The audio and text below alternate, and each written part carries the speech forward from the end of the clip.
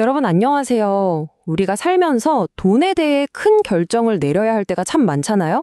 뭐 학자금 마련부터 시작해서 내 집 장만, 또 은퇴 준비까지 정말 머리 아프죠. 그래서 오늘은요, 이런 중요한 결정을 할 때 꼭 필요한 아주 유용한 금융도구 상자를 여러분과 함께 열어보려고 합니다. 네, 맞아요. 사실 그게 뭐 개인적인 목표든 아니면 사업적인 결정이든 간에 결국에는 오늘 들어가는 돈이랑 미래에 얻을 이익 사이에서 저울질하는 거잖아요. 이게 바로 모든 금융 결정의 핵심이라고 할 수 있죠. 자, 그럼 본격적으로 한번 시작해 볼까요? 이게 듣기에는 되게 복잡할 것 같지만 전혀 그렇지 않아요. 딱 맞는 도구만 있으면 되거든요. 지금부터 여러분의 금융 도구 상자를 든든하게 채워줄 진짜 필수 도구 3가지를 소개해 드릴게요. 자, 첫 번째 도구입니다. 여러분 혹시 왜 오늘의 10,000원이 내년의 10,000원보다 더 가치가 있는지 생각해 보신 적 있으세요? 바로 그 비밀을 풀어줄 금융 타임머신, 바로 현재 가치에 대해 알아볼 겁니다. 네, 이걸 바로 현재 가치라고 불러요. 그러니까 미래에 딱 정해놓은 어떤 금액을 만들려면 오늘 당장 얼마가 필요한지를 계산하는 거죠. 아주 쉽게 말해서 우리가 은행에 돈을 넣으면 이자가 붙잖아요. 그러니까 내년에 1달러를 만들고 싶다고 해서 오늘 1달러를 전부 다 예금할 필요는 없다는 뜻이에요. 좀 더 적은 돈으로도 충분하죠. 네, 그럼 이걸 실제 예시에 한번 적용해 볼까요? 아마이아라는 친구가 대학원 가려고 돈을 모은대요. 4년 뒤에 2만 달러가 필요하고 연 이자율은 8%라고 가정해 봅시다. 자, 아까 그 현재 가치 공식을 쓰면 지금 당장 얼마를 저축해야 하는지 정확하게 계산할 수 있겠죠? 계산해 보니까 와, 오늘 14,700.60달러만 예금하면 목표 달성이 가능하네요. 자, 이제 두 번째 도구로 넘어가 볼게요. 바로 리스크 관리입니다. 사실 대부분의 사람들은 불확실한 걸 별로 안 좋아하잖아요. 특히 내 돈을 잃을 수도 있다는 그런 불확실성은 생각만 해도 싫죠. 경제학에서는 이런 성향을 위험 회피적이라고 말합니다. 이게 심리적으로 되게 재밌어요. 우리는 돈을 벌었을 때 느끼는 기쁨보다 돈을 잃었을 때 느끼는 고통을 훨씬 더 크게 느낀다고 해요. 예를 들어 볼까요?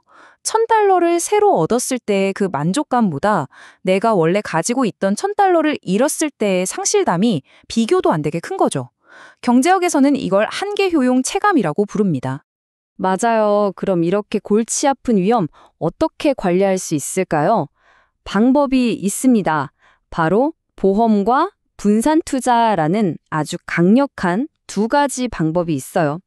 우리 금융 도구 상자 안에 있는 든든한 안전망이라고 생각하시면 돼요. 근데 이 안전망들도 나름의 어려움이 있긴 합니다. 특히 보험 시장에는 항상 따라다니는 2가지 문제가 있어요. 첫 번째는 역선택인데요.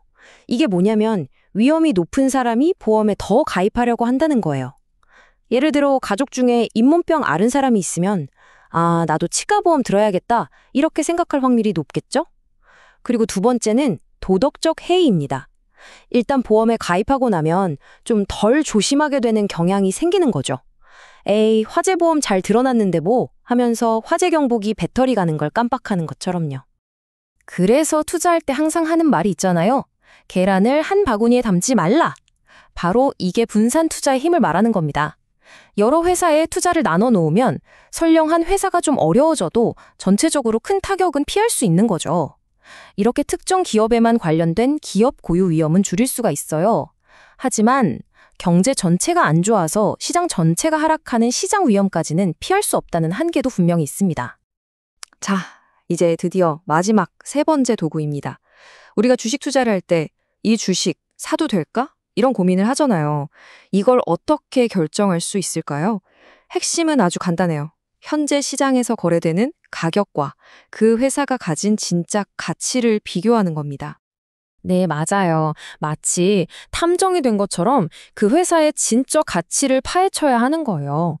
이 회사가 앞으로 돈은 잘 벌지, 성장 가능성은 있는지, 이런 모든 단서들을 꼼꼼하게 모아서 분석하는 거죠. 이걸 기본적 분석이라고 부르는데요. 만약 이렇게 분석해서 알아낸 가치보다 시장 가격이 더 싸다? 그럼 이건 뭐예요? 저평가된 보물을 발견한 거나 마찬가지죠. 그런데 여기서 한 가지 근본적인 질문이 생깁니다. 만약에 전 세계의 수많은 똑똑한 전문가들이 이미 모든 주식을 샅샅이 분석하고 있다면 어떨까요? 과연 우리 같은 일반 투자자가 그들을 제치고 시장을 이길 수 있을까요? 이건 정말 재무 관리 분야에서 가장 크고 오래된 질문 중 하나입니다. 자, 한번 상상해 보세요. 어느 날 증권사 직원한테서 전화가 와서 이거 진짜 특급 정보인데요. 곧 엄청나게 오를 주식이 있습니다. 하고 속삭여요. 어떠세요? 당장 사야 할까요? 정말 솔깃한 제안이죠. 하지만 잠깐만요. 이런 제안을 아주 회의적으로 봐야 한다고 말하는 아주 강력한 이론이 하나 있습니다. 바로 효율적 시장 가설이라는 건데요. 이 이론의 핵심은 이겁니다. 주식 같은 자산의 가격에는 우리가 알 수 있는 모든 정보가 이미 실시간으로 반영되어 있다는 거예요. 다시 말하면 저만 아는 특급 정보 같은 건 사실상 없다는 거죠. 왜냐?